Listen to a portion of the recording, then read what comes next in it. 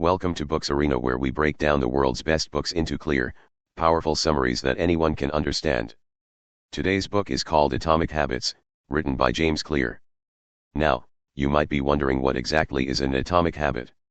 Well, atomic means small like an atom but also powerful. And a habit is something you do regularly, often without thinking. So an atomic habit is a tiny change that seems small at first, but if repeated every day, can transform your entire life. This isn't just another book about motivation or goal setting.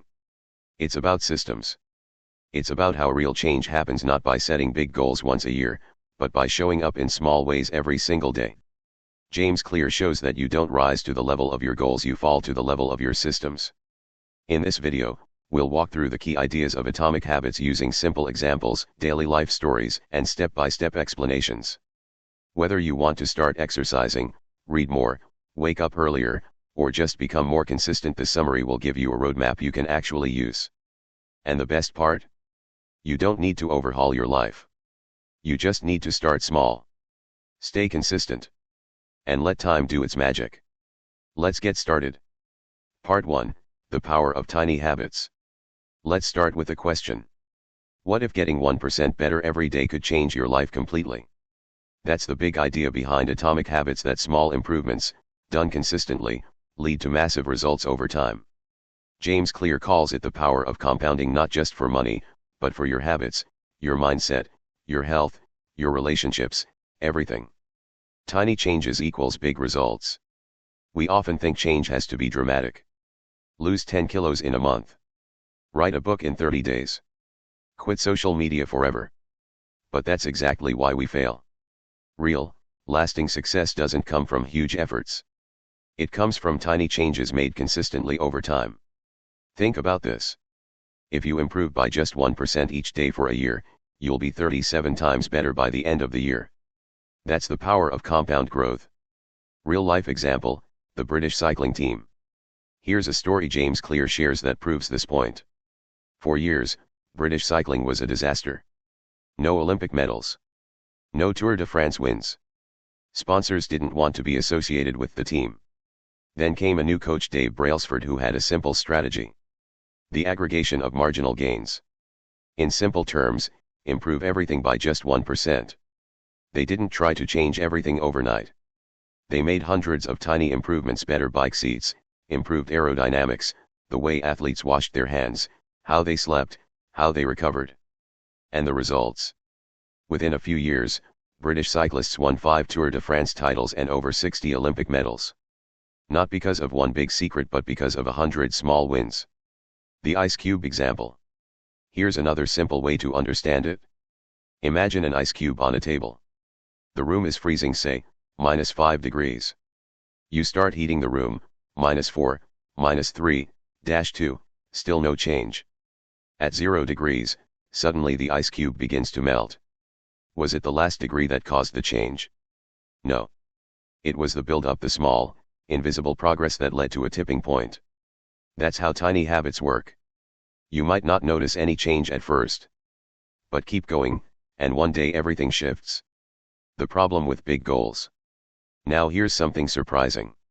James Clear says goals aren't the main problem, systems are. Goals focus on outcomes. I want to lose 10 kilos. I want to earn more money. I want to be productive. But if your systems, your daily habits don't match that goal, it won't work. Example. Your goal is to run a marathon. But your system is lying on the couch every evening eating snacks. No matter how motivated you are, the system wins. Clear says it clearly. You don't rise to the level of your goals. You fall to the level of your systems. So don't focus on the result. Focus on the process. Small habits shape your identity. Every small habit is like a vote for the kind of person you want to become. Do one push-up. That's a vote for being fit. Write one sentence. A vote for being a writer. Wake up and read one page. A vote for being a reader. These votes may seem small, but they add up. Eventually, your identity changes, not because of a big decision, but because of small daily actions. Summary of Part 1. Big change doesn't happen all at once. Small, consistent actions have a compounding effect. Focus on building systems, not just setting goals. Your identity is shaped by your habits, one small vote at a time. You don't need a dramatic transformation. You just need to show up, every day, with one small action. And that's how you create real, lasting change. Part 2, The Habit Loop, How Habits Are Formed. If you've ever wondered why you keep repeating certain behaviors, both good and bad, this is the part that explains it. James Clear says that all habits follow a pattern called the habit loop. This loop is made of 4 stages. Cue, rightward arrow; craving, rightward arrow; response, rightward arrow; reward. Let's break it down step by step with real-life examples you'll recognize in your own daily life. 1. Cue, the trigger. The cue is what kicks off the habit. It's a signal your brain uses to begin a behavior. Cues can be a time of day, a place, an emotion, an action, even a person. For example, you walk into your kitchen and see a cookie jar; that's a visual cue. Your phone buzzes; that's a notification cue. You feel stressed; that's an emotional cue. The brain is always scanning for cues because it wants to solve problems with the least effort possible. The cue tells the brain, a reward might be coming. 2. Craving, the motivation.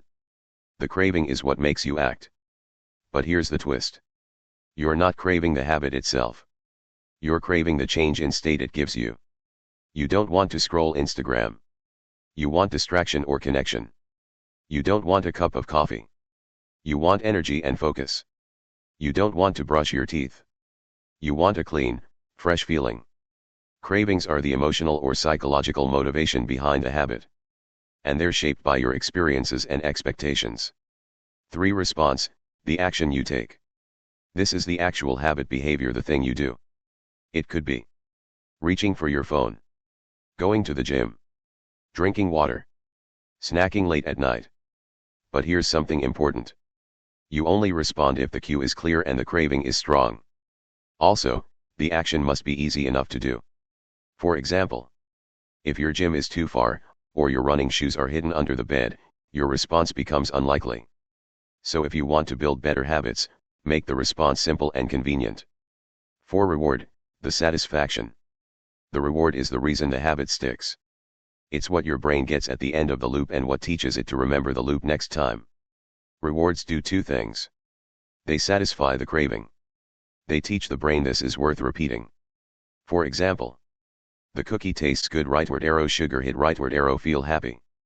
You check your phone; rightward arrow; see a message; rightward arrow; feel connected. You go for a walk; rightward arrow; feel relaxed; rightward arrow; crave it again. If the reward feels good, your brain says, let's do this again. Over time, your brain begins to crave the cue because it now predicts a reward.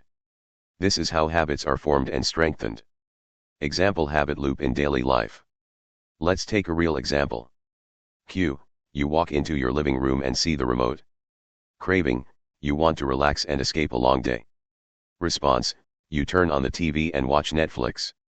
Reward, you feel distracted and entertained. Do this enough times, and your brain learns. Living room plus remote equals relief from stress. Now the habit runs on autopilot. How this helps you build better habits. If you understand the habit loop, you can design better habits. Make the cue obvious. Make the craving attractive. Make the response easy. Make the reward satisfying. Here's an example with a healthy habit like drinking water in the morning. Leave a bottle on your nightstand, cue is obvious. Imagine how energized and clear your body will feel, craving. Just reach over and drink it, no extra steps, easy response. Feel fresh and accomplished right after, reward. If you repeat this loop every morning, it becomes automatic. Breaking bad habits. You can also break bad habits by reversing the loop. Make the cue invisible. Rightward arrow: hide junk food, turn off notifications. Make the craving unattractive. Rightward arrow: remind yourself of the negative effects. Make the response difficult. Rightward arrow: add steps between you and the habit. Make the reward unsatisfying. Rightward arrow: use accountability or loss, example: lose money if you give in. Example: if you want to stop late night scrolling, leave your phone in another room. Charge it far from the bed. Keep a book on your pillow instead. You're disrupting the habit loop, and that's how change begins. Final thoughts on part 2. The habit loop is like a script your brain runs again and again. It explains why habits feel automatic, and how you can rewrite them. So next time you repeat a behavior without thinking, pause and ask, what triggered me? What did I really want? How can I change the cue or response next time? Understanding the loop is the first step toward controlling it. Part 3, Identity-based habits, how to become the type of person you want to be.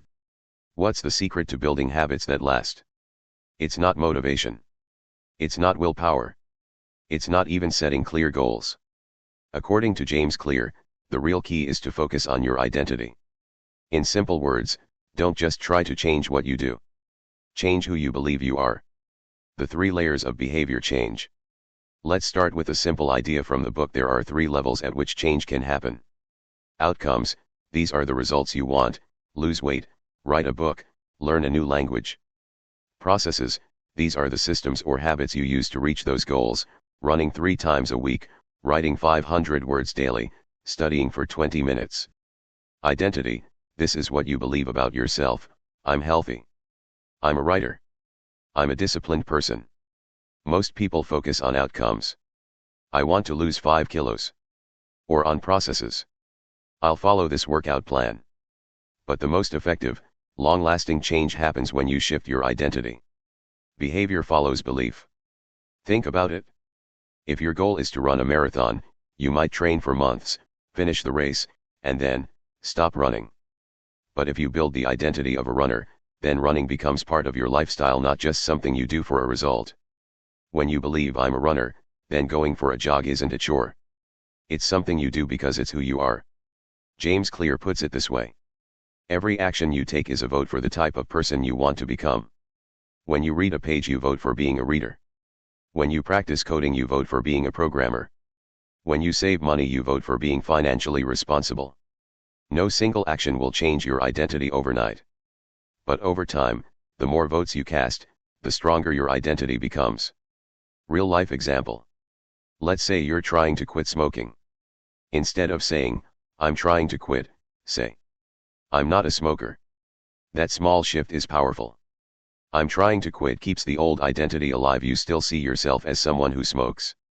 I'm not a smoker reinforces the new identity. You're becoming a different person. And the brain starts to match the behavior to that identity. Identity shapes motivation. When you focus on being the type of person you want to become, your motivation becomes internal. For example, instead of needing motivation to study, you remind yourself, I'm a disciplined student. Then, even on lazy days, you show up not because you feel like it, but because it's what a disciplined student does. This also reduces the mental battles we often have. Should I work out today or not? Should I write today or skip? If you already believe I'm the kind of person who exercises, the choice is easier.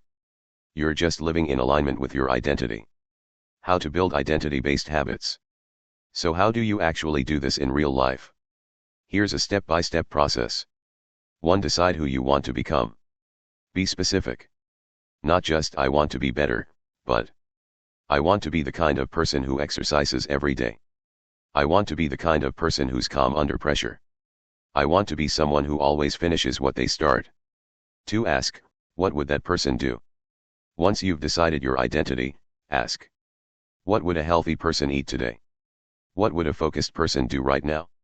What would a confident speaker say? This helps guide your small actions every day. 3. Start small to prove it to yourself. Don't try to change everything at once.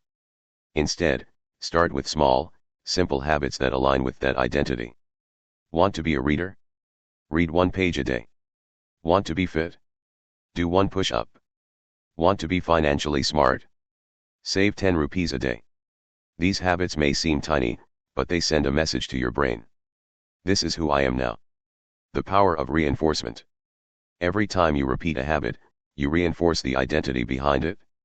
That's why consistency matters more than intensity. Even doing something small every day is better than doing something big once and stopping. Imagine you're voting in an election. You don't need 100% of the votes to win, you just need a majority. In the same way, you don't need to be perfect. You just need to keep casting votes for the identity you want. What happens when you believe in the new you? Once your brain accepts your new identity, everything gets easier. Habits feel more natural. Resistance drops. You no longer rely on motivation. Your actions align with who you believe you are. It's not just about doing things anymore, it's about being someone new. And that's the most powerful kind of change. Final thoughts on part 3. So many people fail at building habits because they only focus on what they want to achieve. But if you shift your focus to who you want to become, the results will follow. Because when your identity changes, your actions will naturally follow.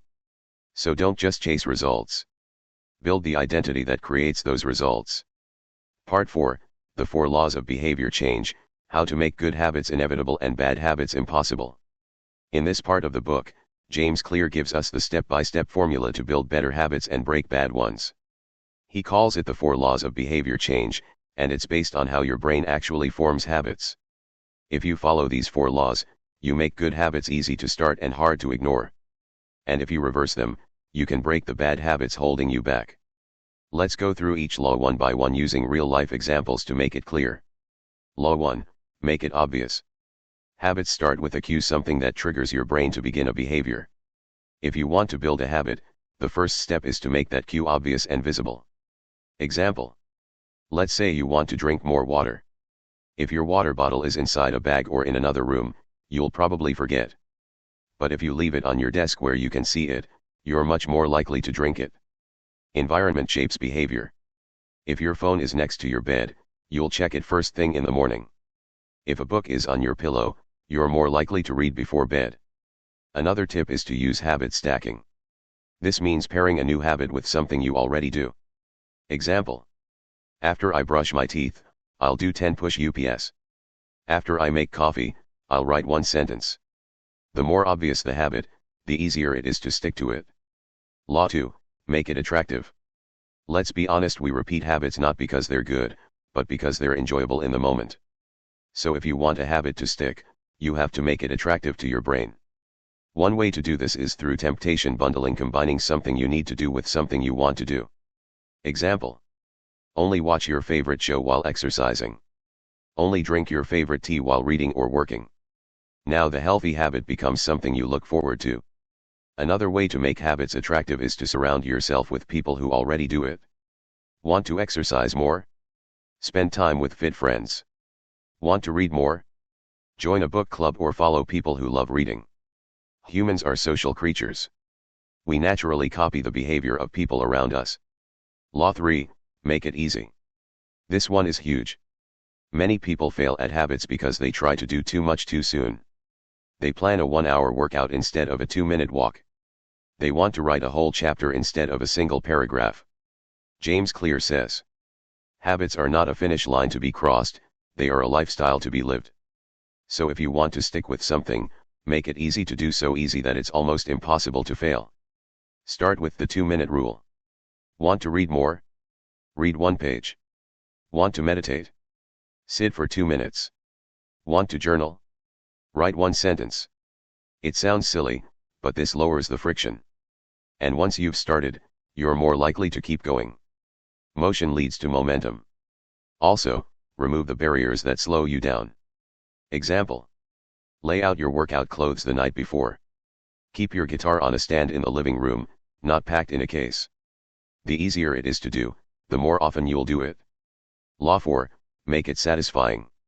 The final part of the habit loop is the reward, and it's what makes your brain want to repeat the behavior. The habit must feel good right away. If the reward is delayed, it's harder to stay motivated. Unfortunately, many good habits have long-term rewards, not instant ones. You go for a walk today, but you don't lose weight today. You study today, but the exam is in 2 months. That's why Clear says you must create immediate satisfaction. Example. Use a habit tracker, tick a checkbox or mark an X on a calendar. This gives your brain a small win. You can also reward yourself after doing the habit with something small and positive. After 20 minutes of studying, enjoy a 5-minute break. After working out, have a healthy smoothie. The more satisfying the experience, the more likely you are to repeat it. Bonus, how to break a bad habit. Just invert the 4 laws. Make it invisible, hide cues. Delete the app, remove temptations. Make it unattractive, reframe your mindset. Think of the consequences. Make it difficult, add steps between you and the behavior. Make it unsatisfying, use accountability. Set a penalty if you break the habit. Example. Want to stop snacking at night? Remove snacks from the kitchen. Remind yourself how groggy you feel next morning. Lock snacks in a box with a timer. Tell a friend to check in with you. By reversing the loop, you make bad habits harder to repeat. Final thoughts on part 4. Habits don't happen by accident. They happen by design. And the 4 laws give you the tools to design a better life. Make it obvious. Make it attractive. Make it easy. Make it satisfying. Follow this process, and even the smallest habits can change your life. Part 5, How to make habits stick for the long term. Starting a habit is one thing. Keeping it going day after day, week after week, that's the real challenge. In this part of Atomic Habits, James Clear focuses on how to stay consistent and build habits that last for years. He gives us real strategies to go from short bursts of motivation to lifelong habits that become second nature. Let's break it down. 1. Focus on showing up, not perfection. Most people try to be perfect. They make a plan, miss one day, and then feel like a failure. But Clear says this. Missing once is a mistake. Missing twice is the start of a new habit. The key is to focus on consistency, not perfection. If you plan to work out 30 minutes a day, but today you only have 5 minutes, still do it. If you plan to write 500 words, but you're tired, write 50. Why? Because showing up keeps the habit alive in your mind. It reinforces the identity you're building. I'm the kind of person who doesn't skip. Even a small version of the habit is better than nothing. Momentum matters more than intensity. 2. Use habit trackers to stay accountable. Your brain loves visual progress. That's why habit trackers work so well. Simply marking an X on a calendar after doing your habit can feel satisfying and motivating. It creates a streak, and once you have a streak, you don't want to break it. This is called the don't break the chain strategy, made famous by comedian Jerry Seinfeld. He wrote jokes every day and marked each one with an X. After a few days, he had a chain, and he didn't want to break it. That small act of tracking kept him consistent. You can use apps, journals, or even a simple wall calendar. Tip: don't track too many things at once. Start with 1 or 2 key habits. Make tracking easy and fun. 3. Make your environment work for you. Your environment has a huge impact on your habits. Clear says, you don't rise to the level of your goals. You fall to the level of your systems. One of the best systems you can build is a better environment. Want to read more? Leave books on your table, not tucked away on a shelf. Want to eat healthier? Put fruits at eye level in the fridge. Hide the junk food. Want to stop using your phone in bed? Charge it in another room. When your environment supports the habit, you don't have to rely on willpower. The behavior becomes automatic. Design your space for success, because what surrounds you shapes what you do. 4. Create an identity you don't want to break. Earlier, we talked about how identity shapes behavior. Well, identity also helps you stay consistent in the long run. Example. If you identify as a healthy person, you're more likely to eat well even when motivation fades. If you believe I'm a writer, you're more likely to write even when it's hard. Your identity becomes a standard.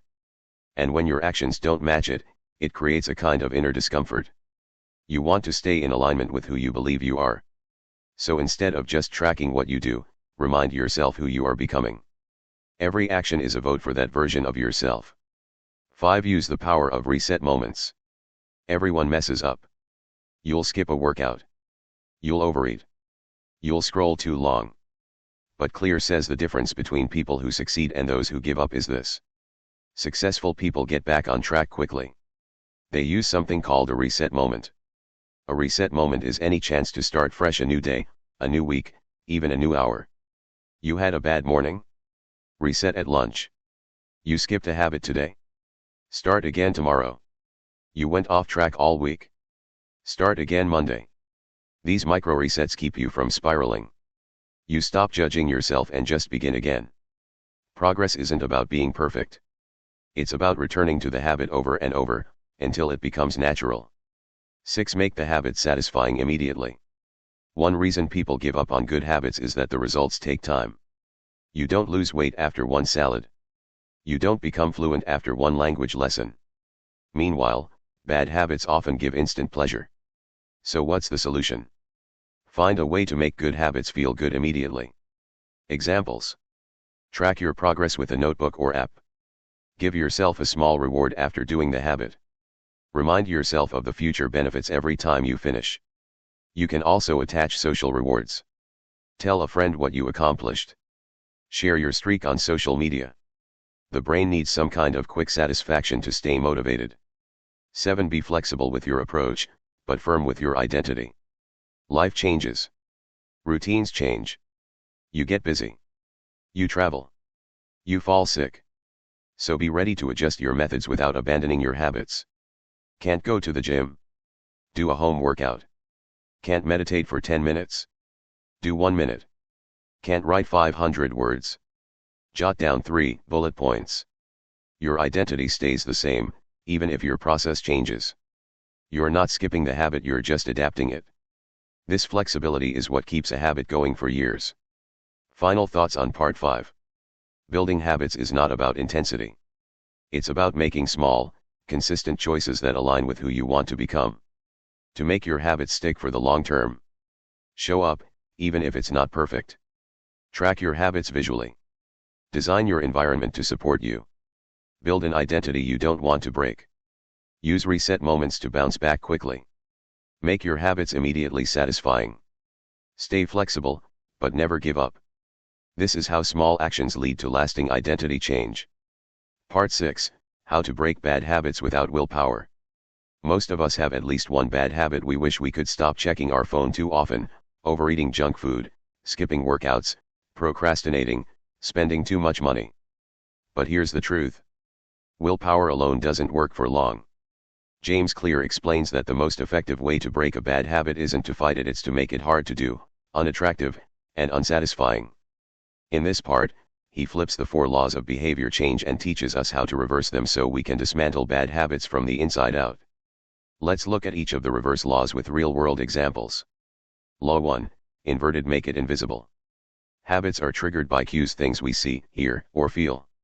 So the first step in breaking a bad habit is to remove the cue. You can't always eliminate temptation, but you can avoid looking at it constantly. Example 1. Want to stop checking your phone first thing in the morning? Charge it in another room.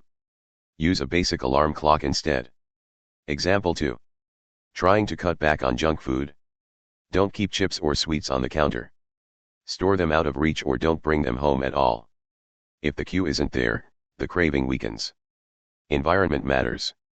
Just like a good environment makes good habits easy, a smart environment makes bad habits harder.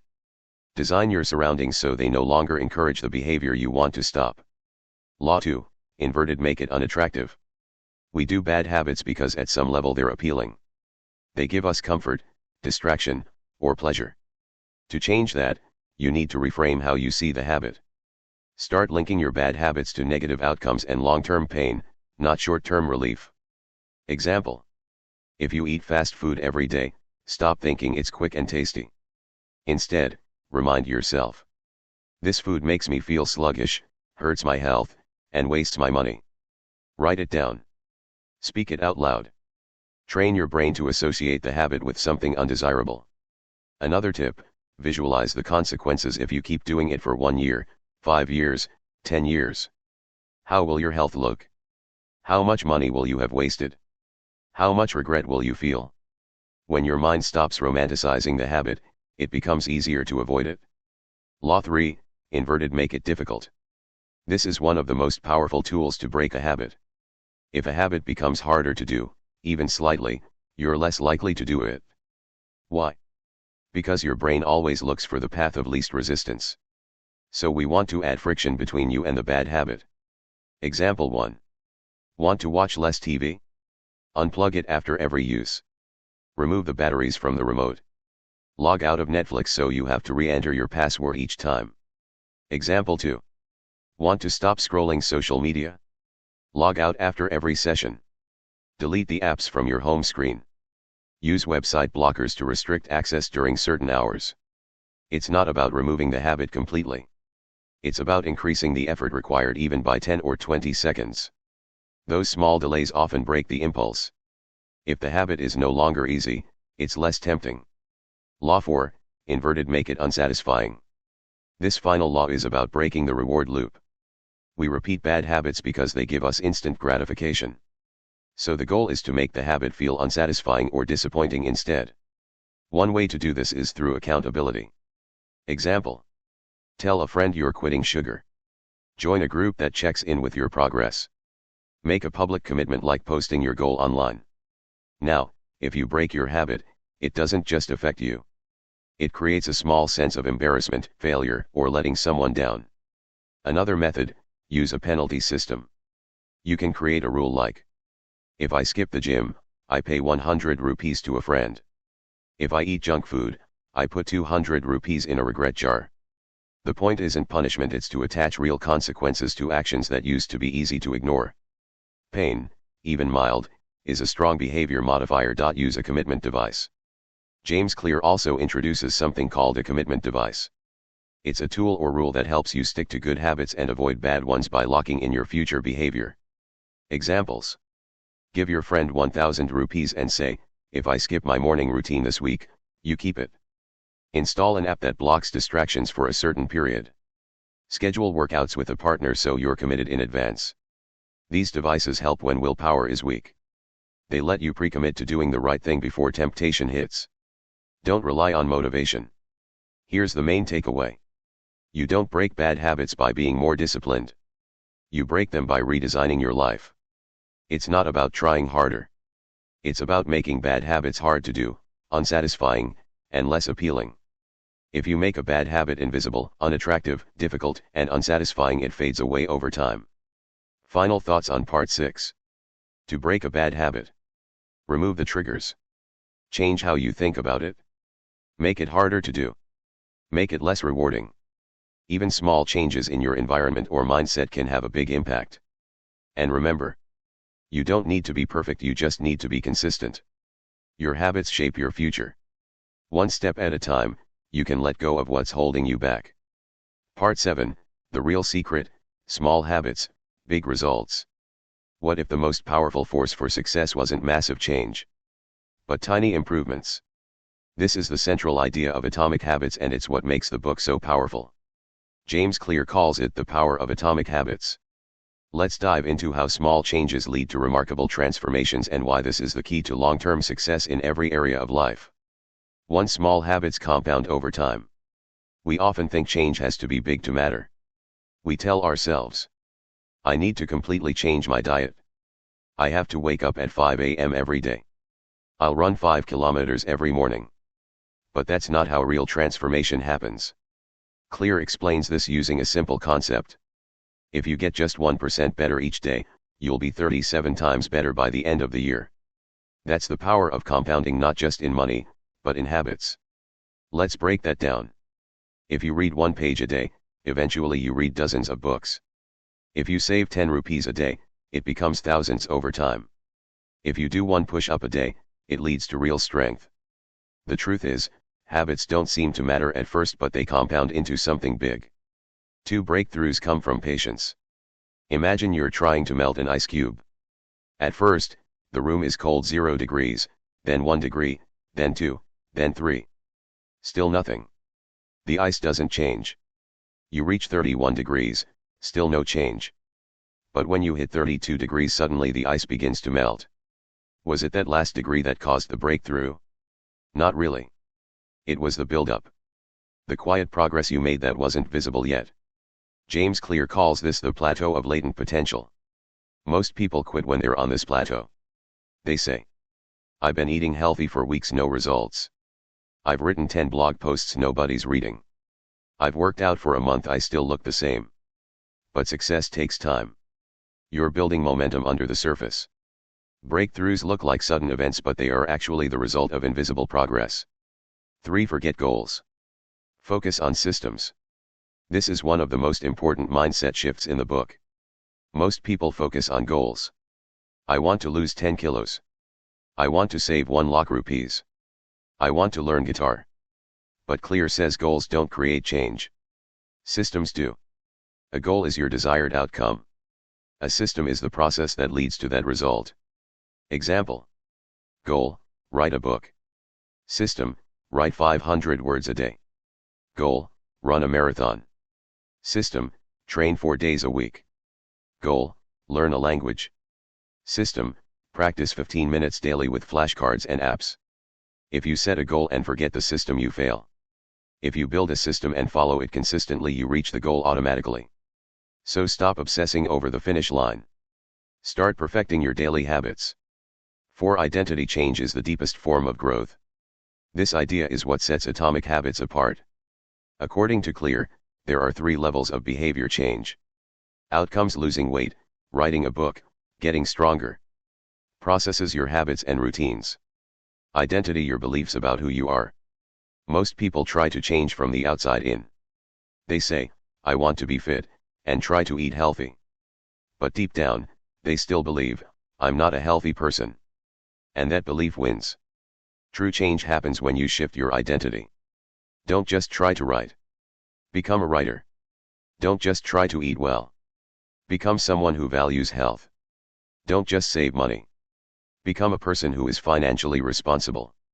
Every time you do a habit, you cast a vote for the type of person you want to be. So build identity through action. 5. Master the art of habit maintenance. It's easy to start strong. The real skill is staying consistent. Clear offers these tips to keep your habits alive. Use habit tracking. Mark an X when you complete a habit. Build accountability. Tell someone what you're working on. Reward yourself in small ways. Make good habits feel satisfying.